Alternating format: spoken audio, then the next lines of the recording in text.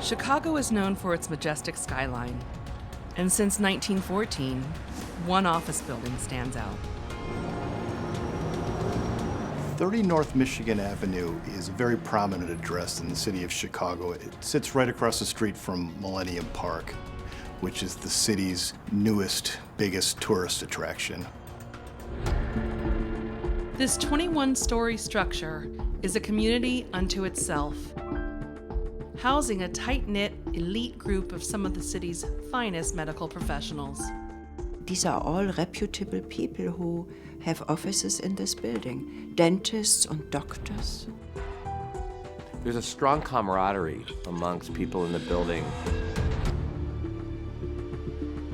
It seems inconceivable that this place of healing would ever be the scene of a vicious murder. And yet, one chilly night, a week before Halloween, the committed group of health providers within these walls would be shocked by violence. 64-year-old dermatologist Dr. David Kornbleet hasn't come home for dinner and isn't answering his phone. Usually he called upon leaving, which is usually about 6 to 6:30, and he never called. And when he didn't call, my mom grew very increasingly worried about him. I called my sister, who lives in the city, and said to her, "Can you run over to Dad's office and just make sure everything's okay?" She went to the building, and a security guard said he had not seen Dr. Kornbleet. She went up to his office. The door was still open. And that's when she knew her father was going to be inside.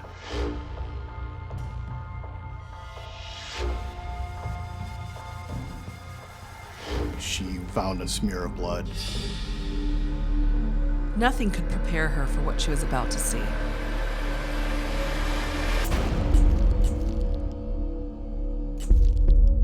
My sister put everything together pretty quickly and ended up calling 911. My mom called me and gave me the news. "Your father's dead." My first reaction was, did he have a heart attack or did he have a stroke? And her next words were, "No, he was murdered." And I thought, that can't be right.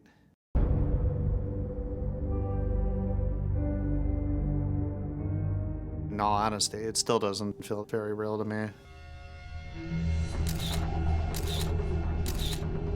Investigators, when they arrived on the scene, are looking at the possible motive for this type of crime. Is this some sort of theft? Is it some sort of an armed robbery, perhaps gone wrong? There's no doubt that Chicago can be a very tough town, but this was Michigan Avenue. This was a very high-rent area. The brutality of the crime itself was just very, very unusual.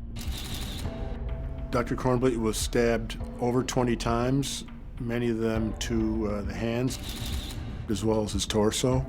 His wrists had been duct taped. The victim had several defensive wounds, meaning that he put up a very tough struggle. There were wounds that suggested that he had been tortured even. For the nearly 100 medical professionals at 30 North Michigan Avenue, the murder feels intensely personal. I was completely distracted by the reality that was being offered to me, which was someone who I had worked across the hall from for probably 25 years, had been brutally murdered. So I was shocked, to say the least. It's hard to believe something so barbaric could happen to such a beloved doctor. David Kornbleet had a long time practice, approximately 30 years. From the minute I met him, he was probably the most affable, receptive, warm guy I've met. He cared deeply about all of his patients. His door was always open. My office was directly across from his.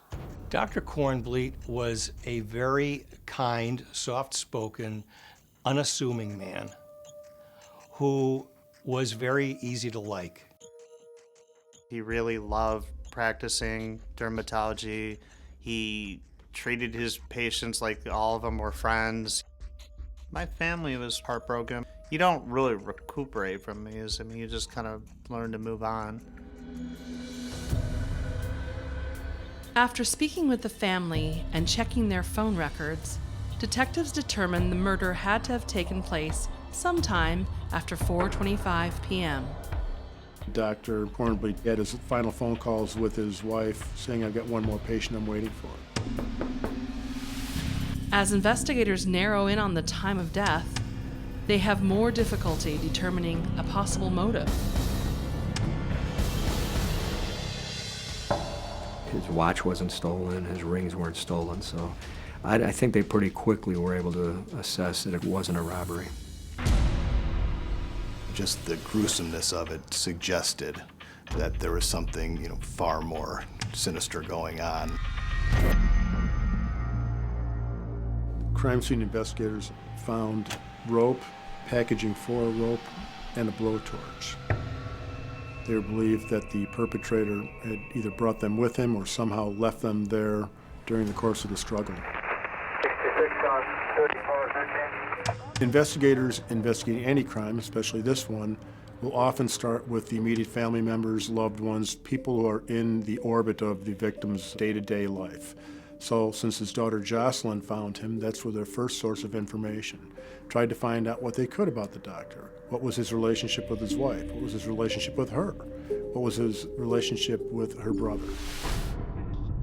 When they asked about if he had any enemies, I said no. My father didn't drink, he didn't do drugs, he didn't owe anybody any money, he wasn't having an affair. Dr. Cornbleet's family members were ruled out very quickly. Very credible people, very stable people, very loving people.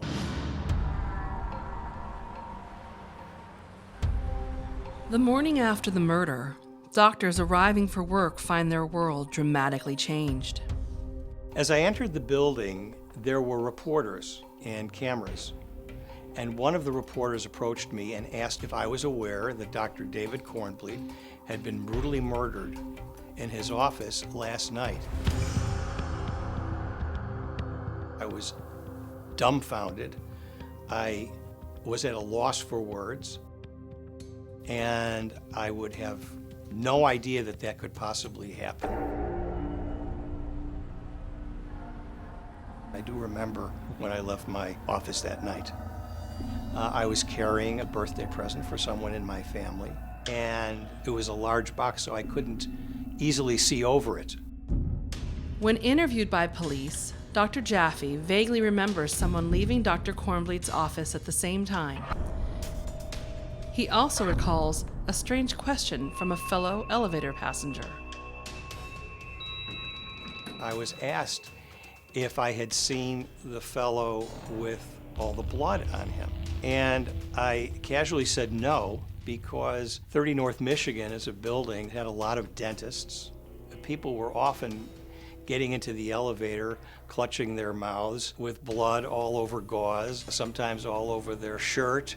And I simply said no, I didn't, and thought nothing of it after that.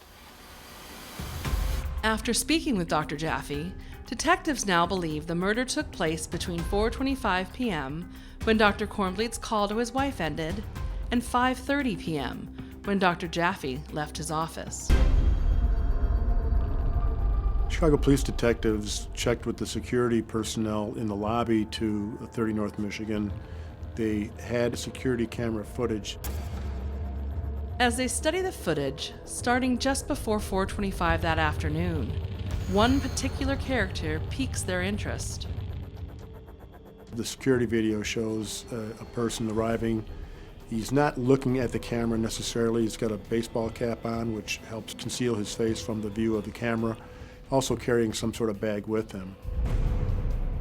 By height and physical structure, the same person leaving a short time later is not holding a jacket as he's leaving, concealing his face in the camera view. On closer inspection, detectives notice a disturbing detail. The jacket the suspect is holding up to his face as he's leaving, it appears to be blood on it.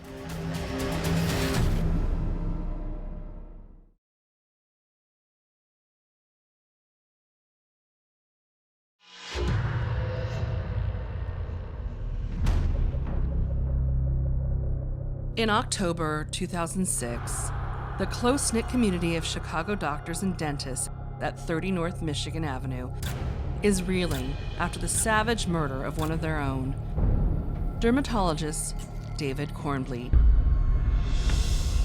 There was no explanation as to why this had happened. It was a mystery. It was a brutal crime of a beloved doctor with no obvious sign of who the killer was. Combine that with the prestigious address of where it happened, it was a stunning crime for Chicago to get its head around. Somebody with a knife cutting somebody up in the office, and then leaving the building apparently with bloody clothes. It speaks of a deranged person. This crime involved passion, involved rage. There might be something more personal to the crime. 6 hours after Dr. Kornbleet's body was found, the best lead comes from the building's security cameras. You saw a young man walking in, and then when he left the building, he was pretty abrupt. He was covering his face. You could tell that something had happened. I think he knew where the security cameras were because of the way he kept his head down when he entered and then when he left.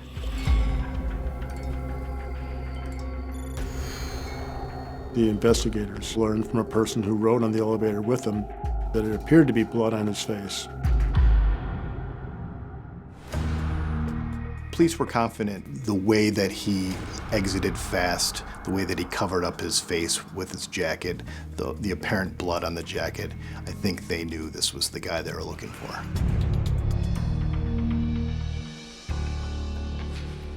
Investigators looked through the doctor's appointment book. Dr. Kornbleet did not use a computer to keep track of his patients. He was very much a pen and paper type of guy. For his patients, he kept index cards with their names and identifying information. And there were a couple individuals that they wanted to speak with that may have seen the doctor last.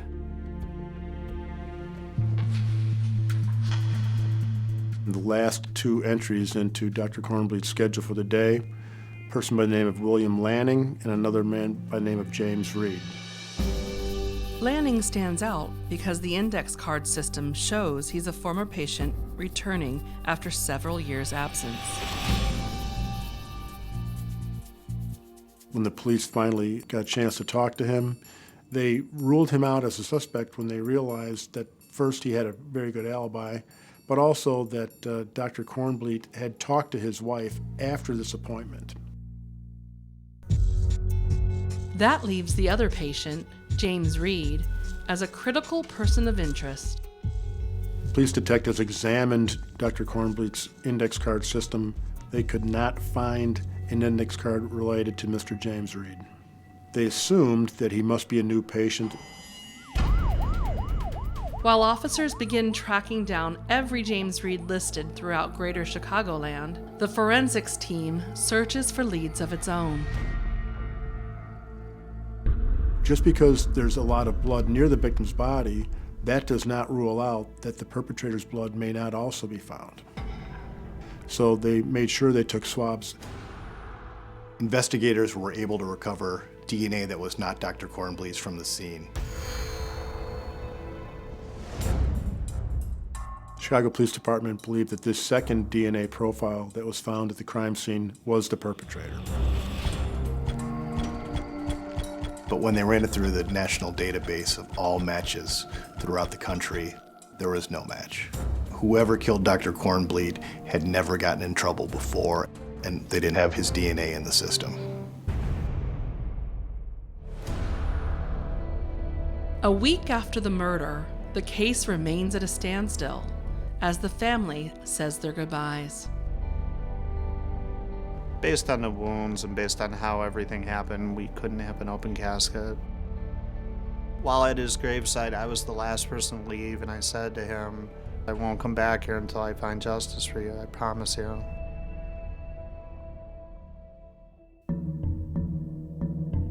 I spoke to the police and I said right away that I'd like to be involved with it. I'm obviously not a police officer, but I said I'll kind of do what I can to keep it in the media. We did put up a reward of $25,000. With the search for James Reed still ongoing, investigators take a different tack based on evidence collected at the crime scene. The detectives now have a rope with the packaging associated with it, as well as a blowtorch. These items have no business being at the crime scene. They quickly learn that the rope is sold primarily through Home Depot stores. The detectives would go to the different Home Depots and ask them, when was the last time you had a purchase for this type of rope?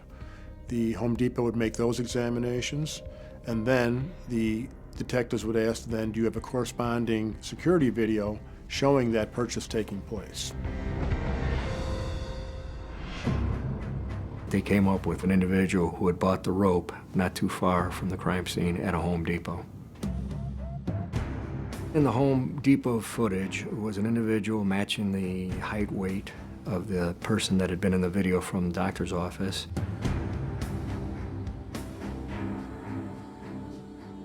After viewing the video a couple times, I was 100% sure it was him. So now the job is to identify who that person is who made the purchase of the rope at the Home Depot. It appeared that he paid with cash. So there was no paper trail that could have easily identified him. They don't have a name, they don't have contact information to start reaching out to the person. It was extremely frustrating. We really had no idea what had happened, and we were still trying to put all the pieces together in our minds. Meanwhile, a thorough search of Dr. Kornbleit's handwritten files finally yields an address for the doctor's last patient, the elusive James Reed. And the person said, there's no James Reed here. There's never been a person Reed here. You know, I don't know, you got a wrong address. The address that was listed for James Reed turned out to be a commercial establishment, not a residence at all. Now they're also assuming if that residence is an alias, the name's James Reed is probably an alias. Why else would someone give a fake name and a fake address? That's probably the killer.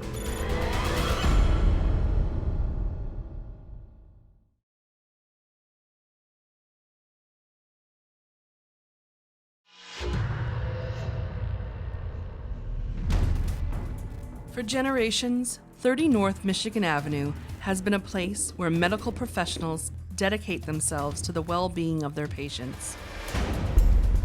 Now, someone has infiltrated this community and killed one of their own.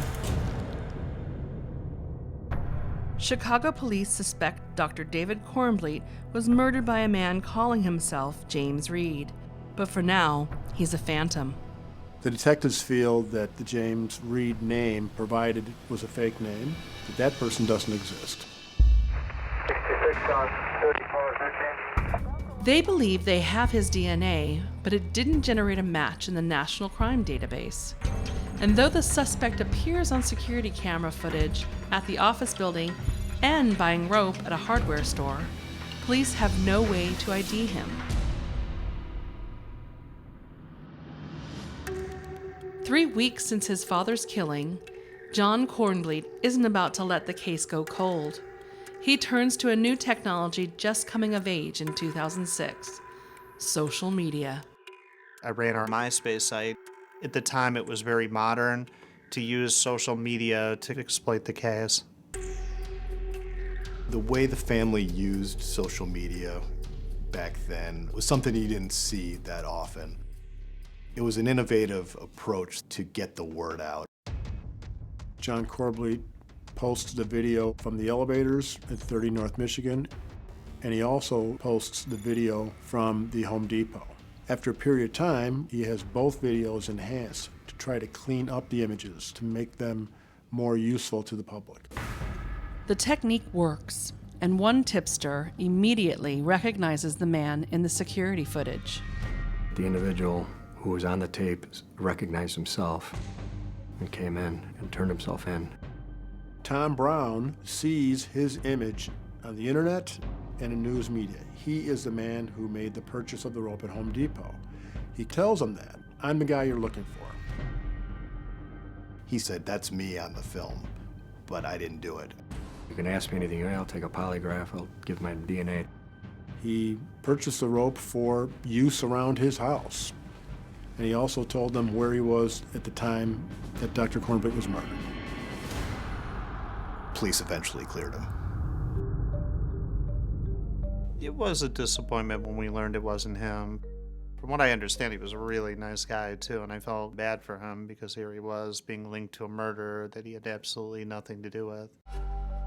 People thought this was going to be the big break in the case. When it turned out that Tom Brown was not the killer, it was a blow to the investigation. Then we're back to square one. Time began to drag on without anyone being arrested. 13 North 180 East. Several months pass, and still a sadistic killer is on the loose.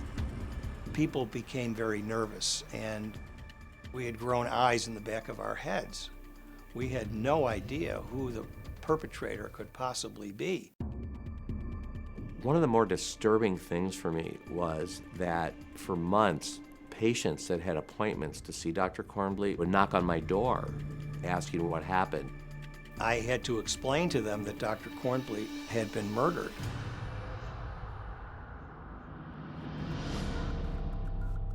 As time goes on, it's the enemy of an investigation. John says from his MySpace page, he's getting less and less tips.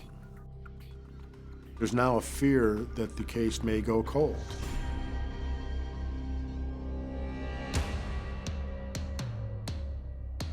It's not until 6 months after the murder that a new lead surfaces. I saw an email titled, "Jonathan, do not delete." I opened the email, I started reading it. Of all the emails, all the tips he gets, he took this one seriously. It's from a man who says he thinks he knows who may be involved. I could tell it was very sincere, very serious. I immediately called the police and said I can put all the pieces together. I was convinced he knew who did this.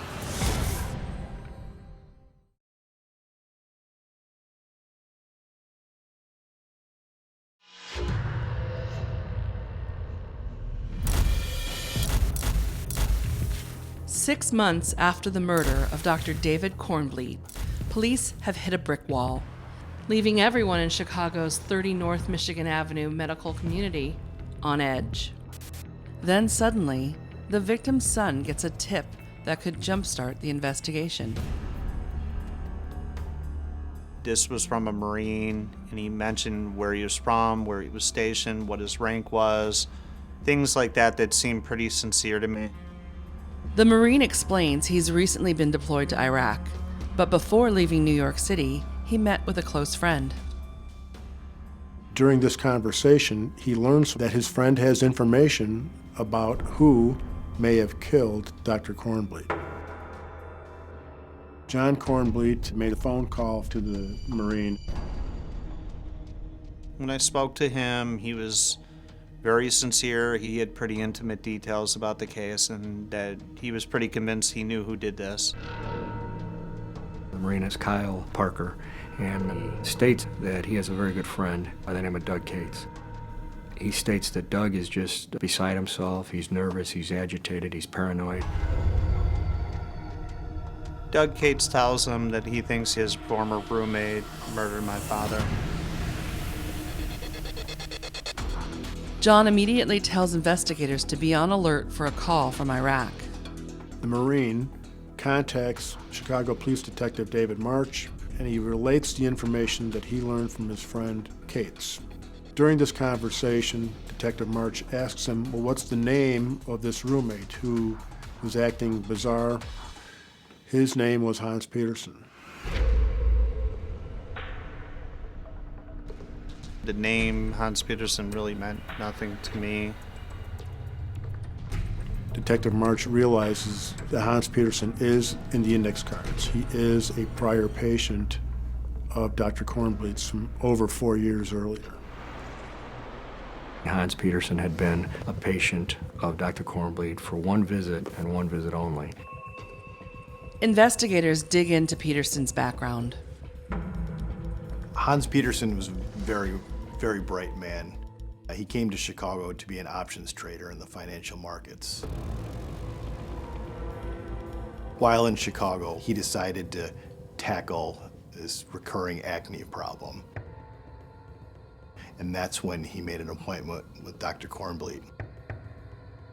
According to what his father reported, he spoke of his frustration with his inability to really have a successful relationship.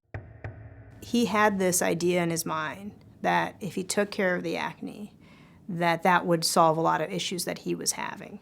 The prescription was Accutane, which is a powerful medication which is used for acne treatment.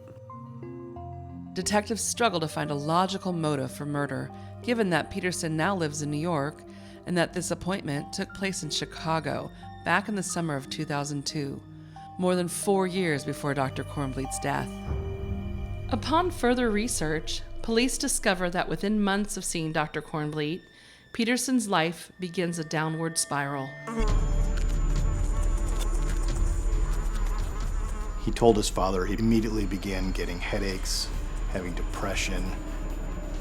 He had gone from being able to function to becoming more and more obsessed, to the point not leaving his house. Investigation also showed that sometime after that, still in 2002, he was living with his father in Oregon, and then out of the blue registered for law school in New York City. By 2006, he had completed 2 years of law school, but had dropped out. Peterson's dad is shocked to learn his son is no longer in school, and even more surprised by how he's making a living. Hans Peterson claimed that he made $130,000 a year from internet gambling. The investigation moves to New York now because the detectives took the lead serious, and they went to New York and they were able to obtain a search warrant. Hans Peterson is nowhere to be found. He had pretty much packed up and left in a hurry. He was gone. He had fled the country to St. Martin. St. Martin in the Caribbean, where they also spoke English. Peterson may be gone, but his roommate has plenty to say. Doug Cates notices Hans Peterson's personality to be a very withdrawn person. He doesn't seem to go out and socialize with other people. The only thing Peterson seems to enjoy, says Doug, is gambling and spending endless hours in internet chat rooms, lambasting the drug Accutane and raging against Chicago dermatologist David Kornbluth. Peterson had complained to his roommate Doug in the past about Dr. Kornbluth. He was obsessed about him, said that he had ruined his life and things of that nature. And this is after seeing him once. When police searched Hans Peterson's online writings, they found this obsession with Accutane and the doctor that prescribed it. The writings were unhinged. Back in 2002, Peterson told his father he took only 2 doses of Accutane and then stopped. But for the next 4 years, he complained of lingering and devastating side effects. The side effects that he reported made him turn inward. He had constant ringing in his ears. He said he would never know silence again. He claimed he couldn't find a job because of the doctor's prescription of Accutane. So all he did was sit in, his room and play video games and play poker. He felt that this Accutane had hurt his libido, his sex drive, basically made him impotent. Peterson rants about these impacts of Accutane, how it slows his sex drive, how he's got no sexual sensation, how he can't please a woman. And because the Accutane prescription that Dr. Kornblit had provided to him 4 years earlier, he held a grudge against Dr. Kornblit. Everything that was wrong in Peterson's life, he found an outlet to vent in the doctor. And he puts all the blame solidly on Dr. Kornblit, and he demonizes him in his mind. And it builds into this enemy. Accutane was a very cute way to put everything together and point the finger at somebody. Peterson clearly demonstrates the kind of unhinged rage that could lead to murder. Still, police need hard evidence, and they may have just lucked into it. During the course of executing the search warrant and talking to the roommates who lived with Hans Peterson, they learned that he was a smoker, and neither one of the two roommates were smokers.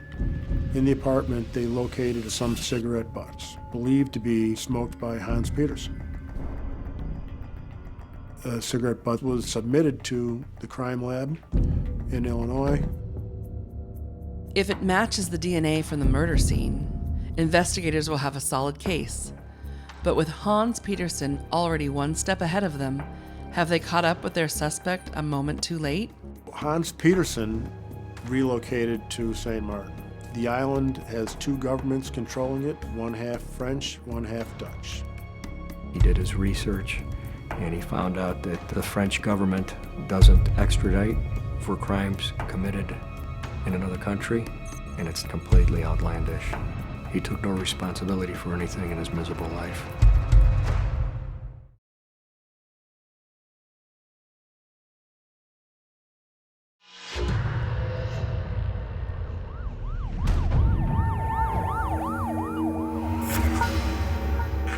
Ten months after the murder of Dr. David Kornblit, Chicago detectives believe his former patient, Hans Peterson, killed the dermatologist in an act of vengeance.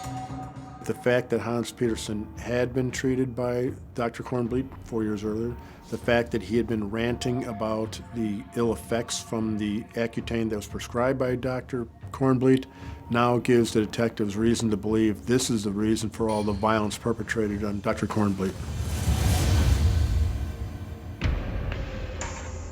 He was obsessed about him. He claimed he couldn't hold on a job because of the doctor's prescription of Accutane. The side effects that Peterson claimed to have gotten from Accutane were erectile dysfunction, depression, and ringing in the ear. So now all they had to find was Peterson. Detectives have a cigarette butt thought to have been smoked by Peterson. If DNA on the butt matches DNA in blood found at the crime scene, they will have conclusive evidence.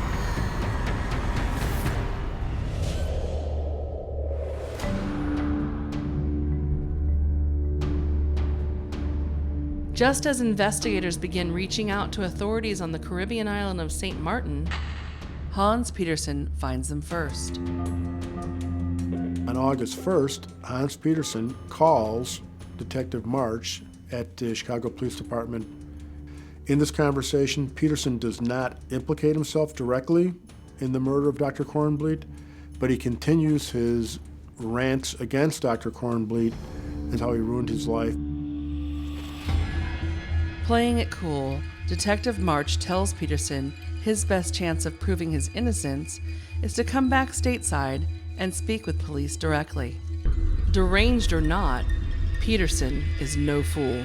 Peterson made it clear that he was not going to come to Chicago to clear his name, that he was staying right where he was. The phone call ends shortly after this discussion. We were worried of what he would do next. He could have flown anywhere, used another alias, and now we're starting from square one. If there's any question that police have the wrong man, a call from the crime lab lays it to rest. The DNA results from the cigarette butt taken from Hans Petersen's apartment come back. It was a match to the blood found at the scene of Dr. Kornbleith's office. Hans Petersen was the killer.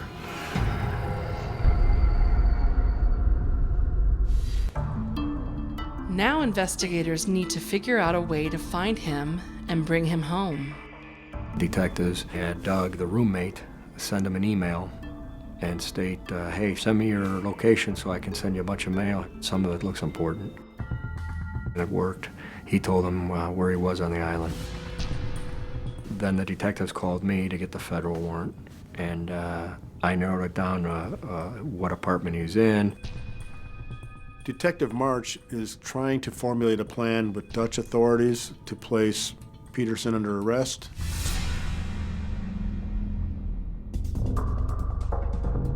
But since half of St. Martin is governed by the French, that's when things get even more complicated. The Dutch authorities were going to go to the apartment. They were going to arrest him early in the morning when they got notified by the French authorities that he had turned himself in. The day before they were going to make the arrest, Petersen walked over to the French side where we had no arresting authority.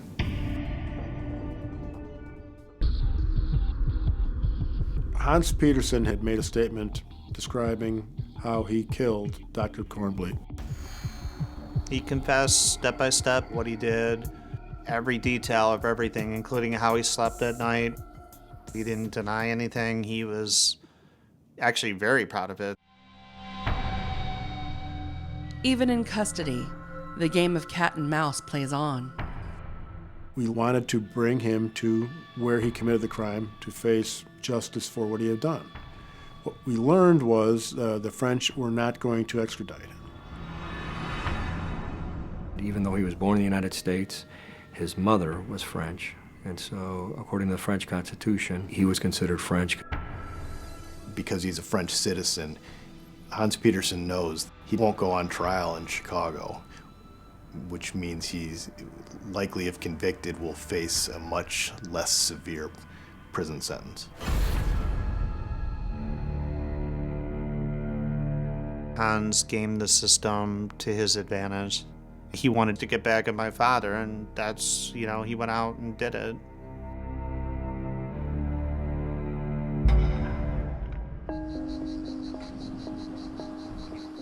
There's only one last hope for justice: trial under French law. There was a lot of frustration because everyone assumed he was going to escape justice. Hans Petersen enters a plea of not guilty. Though he had made a full statement, he was contesting the fact that he was guilty under French law. In November 2011, Hans Petersen goes on trial in the French Caribbean court. He claims diminished capacity due to the side effects of Dr. Kornbleith's Accutane prescription. He claims his end game wasn't to murder him. It was more to torture him. He had stated all he wanted to do was cut the doctor's hands off. And then use a blowtorch to cauterize the wounds. So he'd still be alive, but he'd never be able to practice medicine again. Killed me in court to have to listen to this. The prosecution lays out an even more disturbing plot. Hans Petersen planned this meticulously. He rented a vehicle, he bought the rope, he had a knife, he had a couple other items in his backpack, drove into Chicago, made an appointment with the doctor under an alias. He knew that there would be cameras watching him. He wears a baseball cap to help conceal his identity from people who may observe him or from security video. This is a plan. This is somebody that thought this out. Dr. Kornbleith's office was particularly vulnerable in the sense that he worked late hours by himself, left his door open. There was nobody else in there to monitor what occurred or to call for help. After focusing for years on his anger and attributing it all to this doctor, in his mind, Dr. Kornbleith became an enemy, and that he had to destroy that enemy.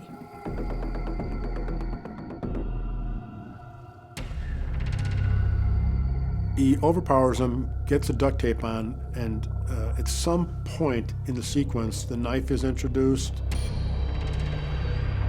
He ended up completely losing all humanity and stabbed the doctor numerous times, well beyond rage. It was a horrific, sadistic killing. Hans Petersen is found guilty. He is sentenced to life in prison, to be served in a French prison in the Caribbean. Under French jurisprudence, a life sentence is not a life sentence. To date, the longest sentence they knew was someone who had served 22 years. That's particularly galling to us in Cook County.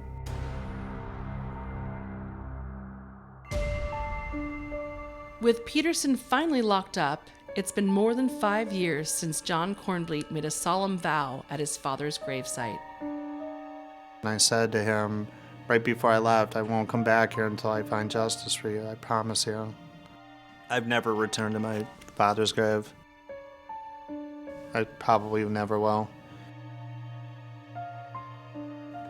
We're very strong people. But it hurts. You're never really the same person. Life goes on for the medical community at 30 North Michigan Avenue, but the building will forever be haunted by the memory of the doctor brutally murdered by his own patient. I'm still in practice, and I literally see his office every day. It's a constant reminder of what happened.